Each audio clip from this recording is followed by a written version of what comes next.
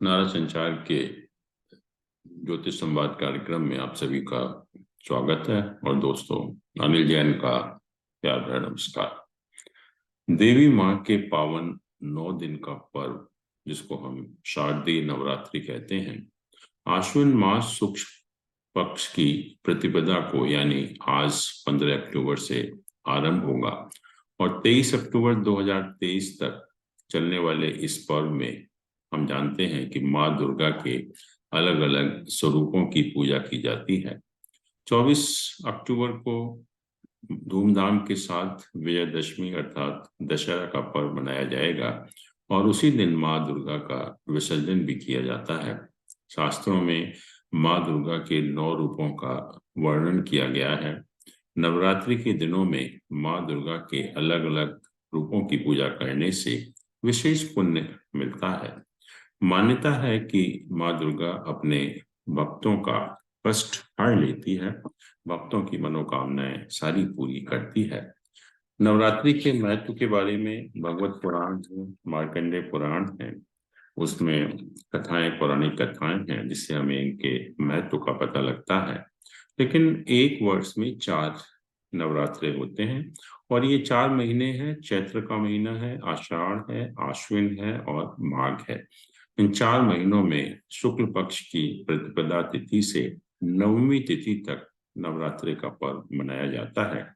लेकिन इसमें चैत्र व आश्विन के जो नवरात्रे हैं वो मुख्य हैं और आषाढ़ व माघ के जो नवरात्रे हैं उनको हम गुप्त नवरात्रि के नाम से भी जानते हैं।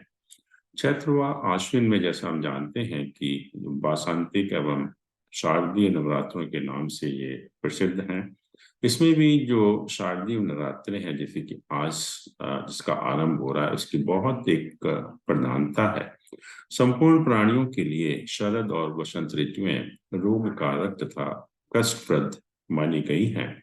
इन ऋतुओं में प्रकृति का संहारक रूप प्रकट होता है और माँ भगवती प्रकृति रूपा है।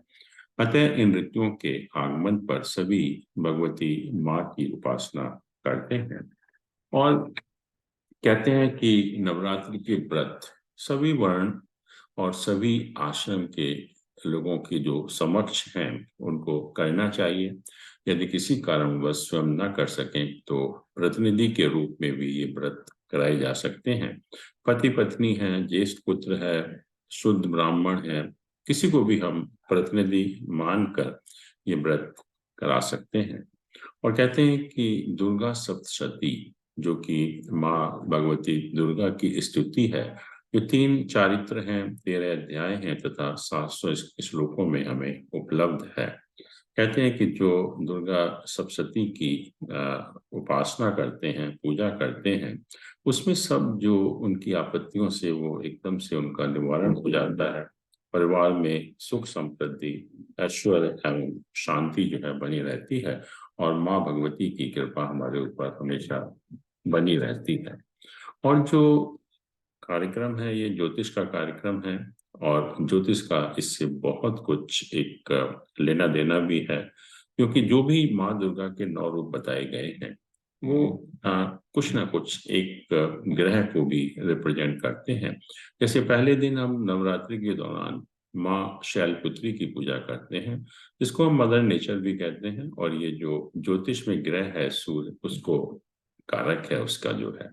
दूसरे दिन हम माँ ब्रह्मचारिणी की पूजा करते हैं, जो इंडिकेशन है, एक जो पिनेंस है या गुड कंडक्ट है उसका इंडिकेशन है। और जो शनि ग्रह है या जो सैटर्न प्लैनेट है उसको ये उसका कारक है। और तीसरे दिन हम माँ चंद्रघंटा की पूजा करते हैं, जो कि एक पीस और गुडनेस को इंडिकेट करता है और ये ज्योतिष में जो चंद्र ग्रह या मून प्लैनेट है उसको रिप्रेजेंट करती है।